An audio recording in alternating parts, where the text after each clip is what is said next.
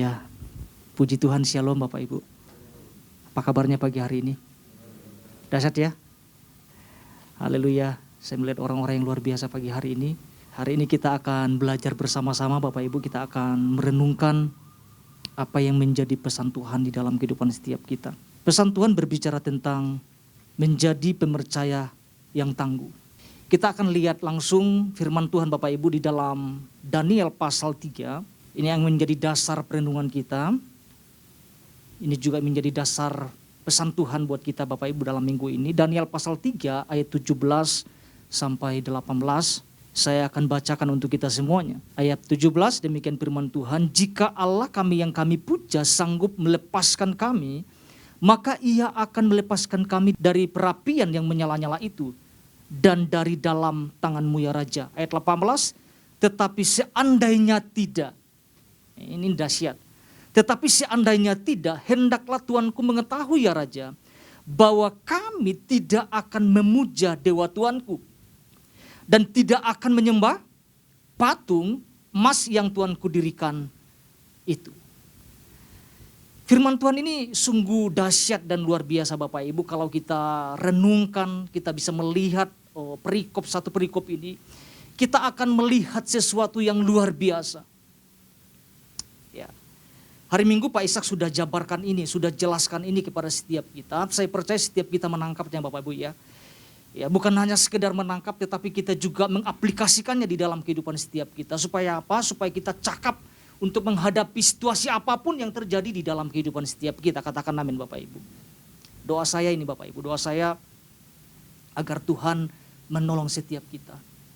Untuk memahami, untuk mengerjakan setiap pesan demi pesan yang Tuhan sampaikan. Saya mau sampaikan kita kaya dalam setiap pesan-pesan yang Tuhan sampaikan. Tetapi jangan sampai hanya terlewat. Jangan sampai hanya terdengar, setelah itu kita tinggalkan, tidak. Tetapi setiap pesan yang Tuhan sampaikan kepada setiap kita, biarlah kita tangkap dan kita boleh aplikasikan di dalam kehidupan setiap kita. Supaya kita menjadi orang-orang yang perkasa dan orang-orang yang hebat di dalam Tuhan. Katakan amin Bapak Ibu. Kalau kita kembali kepada ayat ini Bapak Ibu, kita akan melihat pernyataan Sadrak, Mesak dan Abednego yang begitu tegas dan tidak kompromi terhadap apapun. Melalui pesan ini, melalui ayat ini kita bisa melihat tentang kesetiaan, tentang ketaatan, tentang kualitas iman, dan tentang nilai-nilai kehidupan yang mereka tunjukkan di hadapan raja pada masa itu ya. Ini sesuatu yang sangat luar biasa Bapak Ibu. Nah, kita mau belajar kepada Sadrak, Mesak dan Abednego. Nah, sebelum kita jauh Bapak Ibu, saya akan membacakan inti pesan Tuhan ya. Nanti Bapak Ibu boleh saksikan di YouTube ya secara lengkap. Tetapi saya akan coba bagikan lagi, saya bacakan lagi apa yang menjadi intinya supaya kita menangkap ini. Dikatakan seperti ini.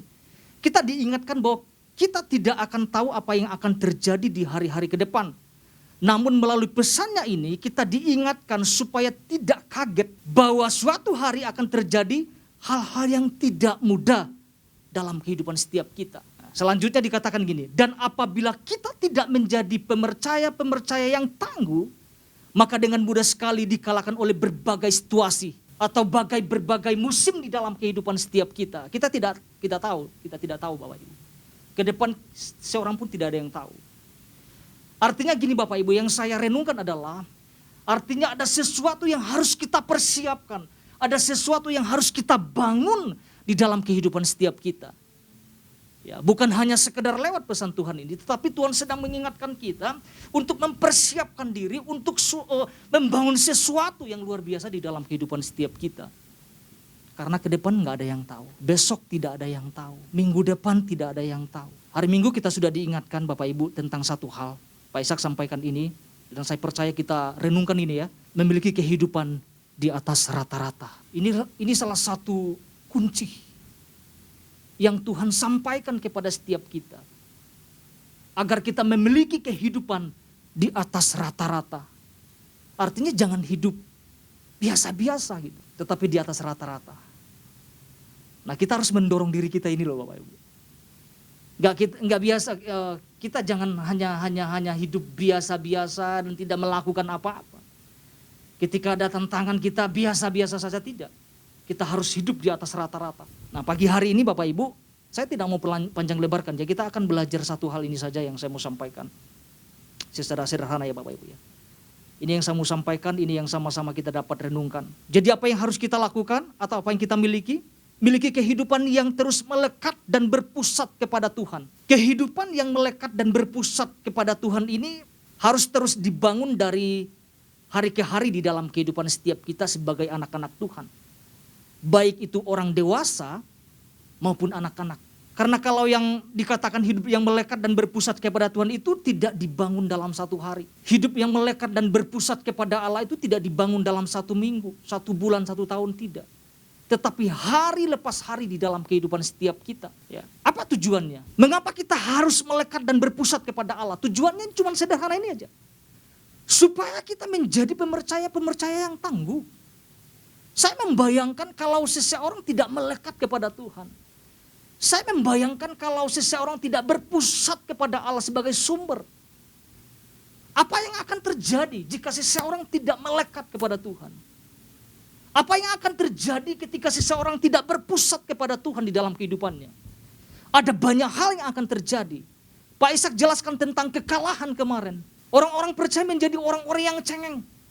Ya, gampang kalah, gampang terbawa arus di dalam kehidupannya. Kenapa? Karena tidak melekat. Karena tidak berpusat kepada Allah. Saya melihat bahwa ini adalah salah satu kunci dasar yang membuat Sadrak, Mesak, Abednego dan Daniel juga tangguh menghadapi apapun di dalam kehidupan mereka. Karena apa? Karena ini kuncinya. Karena ada kehidupan yang melekat. Karena ada kehidupan yang berpusat kepada Allah. Sumbernya bukan uang. Sumbernya bukan kekuatan manusia. Tapi bagaimana pandangan mereka, kehidupan mereka berpusat kepada Allah. Sebagai satu-satunya Allah yang hidup dan berkuasa. Saya melihat bahwa kehidupan inilah yang dibangun Sadrak, Mesak, dan Abednego. Termasuk Daniel. Sehingga mereka cakap menghadapi situasi apapun, badai apapun di dalam kehidupan mereka. Seperti firman Tuhan katakan di dalam Filipi pasal 4 ayat 13. Segala perkara dapat kutanggung di dalam Dia yang memberikan kekuatan kepadaku. Tidak ada yang lain Bapak Ibu. Pandangan yang berpusat, hidup yang berpusat, hidup yang melekat kepada Tuhan. Dasarnya itu, dasarnya melekat. Kapan kita melekat? Tahun depan? Saat ini kita harus melekat sama Tuhan Bapak Ibu. Sampai kapanpun, sampai akhir hidup kita harus melekat dan berpusat kepada Tuhan. Tuhan itu penopang di dalam kehidupan setiap kita. Jadi kalau kita mau menjadi pemercaya yang tangguh, mari kita bangun kehidupan yang terus melekat dan berpusat kepada Allah. Katakan amin Bapak Ibu. Kalau kita perhatikan di dalam Daniel pasal 2, ya tapi saya tidak akan bacakan Bapak Ibu. Daniel pasal 2 ayat 13, ayat 16, 17, 18, 19. Di sana dijelaskan tentang adanya sebuah hubungan yang dibangun oleh Daniel dan kawan-kawannya. Ya. Di pasal 2 di ayat 18, mereka di sana dijelaskan tentang bagaimana mereka memohon kasih sayang Allah. Mereka meminta tentang rahasia, mengungkapkan tentang mimpi seorang raja. Menarik nanti kalau Bapak Ibu baca, bagaimana Daniel memberitahukan kepada teman-temannya apa yang harus mereka melakukan. Mereka harus menghampiri Tuhan. Mereka memohon belas kasihan Tuhan. Supaya apa? Disingkapkan tentang arti-arti mimpi yang dimimpikan oleh raja. Karena kalau kita tahu, kalau kita melihat cerita itu Bapak Ibu, bagaimana orang-orang bijak di Babel pada saat itu tidak bisa mengartikan apapun tentang mimpi raja pada masa itu. Tetapi dengan inisiatif Daniel datang kepada pengawal menanyakan tentang itu. Apa yang terjadi? Karena pesannya gini, orang-orang yang tidak bisa mengartikan akan dihukum mati. Nah Daniel pada saat itu mendengar itu, dia gak menerima.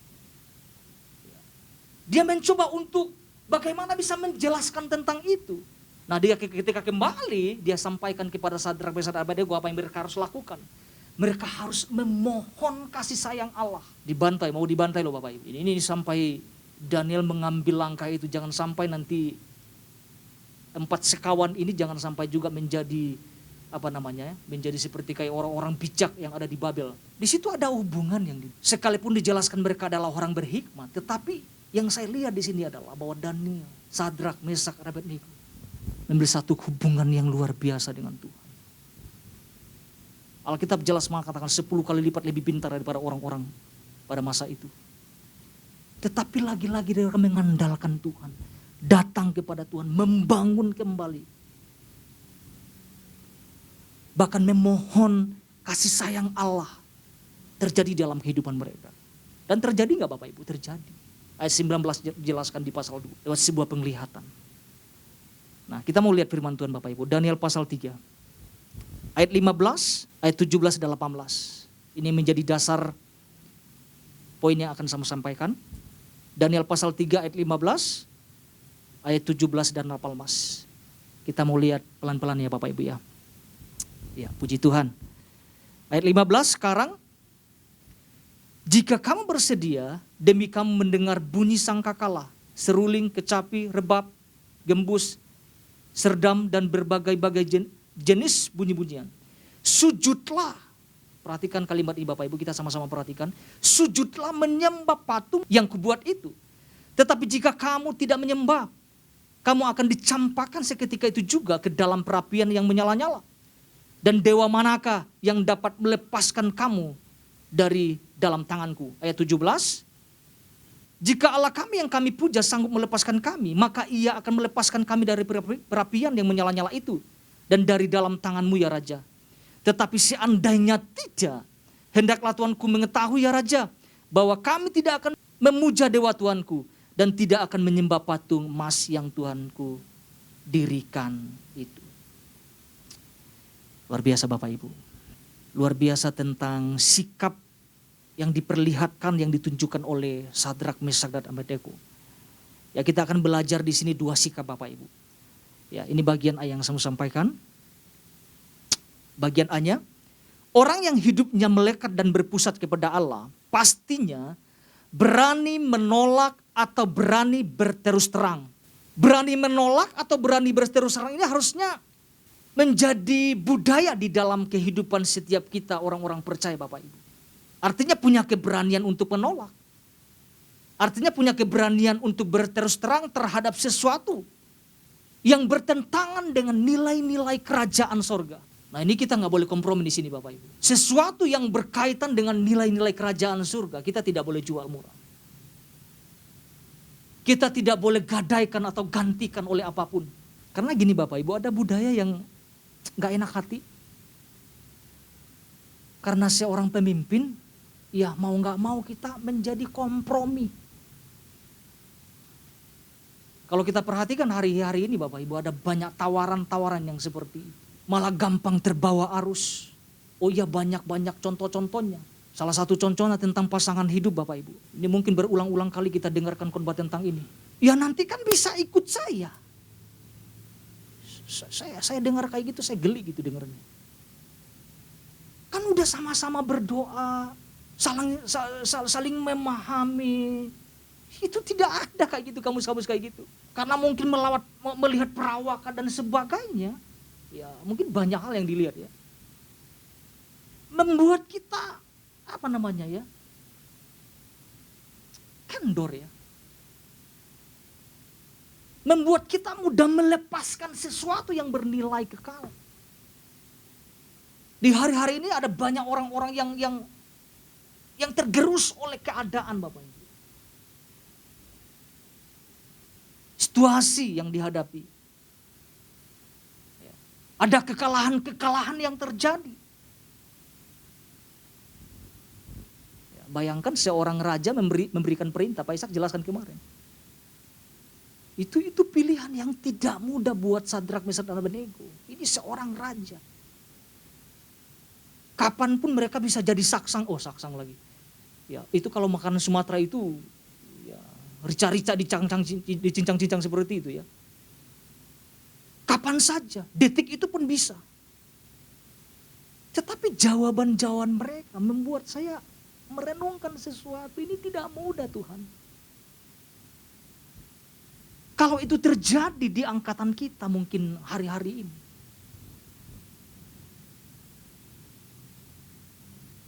Ada banyak orang-orang yang tergerus, terbawa arus. Ya, apa salahnya? Ikutin saja. Nanti selanjutnya kan kehidupan jadi enak kan. Coba kalau mereka ikutin, kehidupan menjadi enak. Jadi mudah. Tetapi kebalikannya. Apa yang diperintahkan tidak sesuai dengan apa yang disembah Daniel dan Sadrak, Mesak dan Abednego. Mereka bilang tidak. Jadi harus punya keberanian untuk apa Bapak Ibu? Sama-sama ya. Kita sama-sama. Berterus terang. Harus berani terang-terangan menolak. Ya karena ada firman Tuhan yang mengatakan di dalam Matius pasal 5 ayat 37. Jika iya hendaklah kamu katakan iya. Jika tidak, hendaklah kamu katakan tidak. Ketika ada nilai-nilai sesuatu yang mencoba mencaplok kehidupan setiap kita, kita harus mengatakan tidak. Kita harus berani menolak.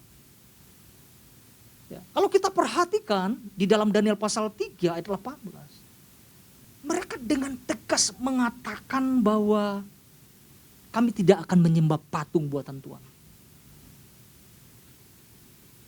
Ya karena memang itu berhala Bapak Ibu. Itu sangat bertentangan.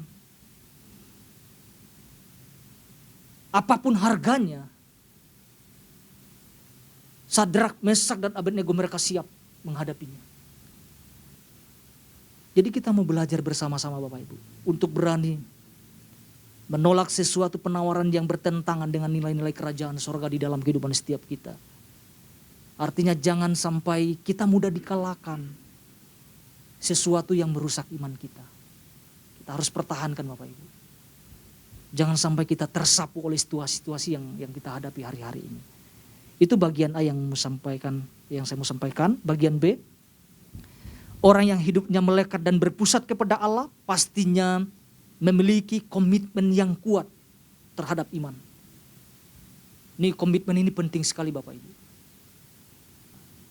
Artinya supaya tidak mudah dikalahkan. Supaya juga kita memiliki kehidupan iman yang kuat dan tangguh. Jadi keadaan apapun yang kita hadapi, ya jangan mudah kendor Bapak Ibu.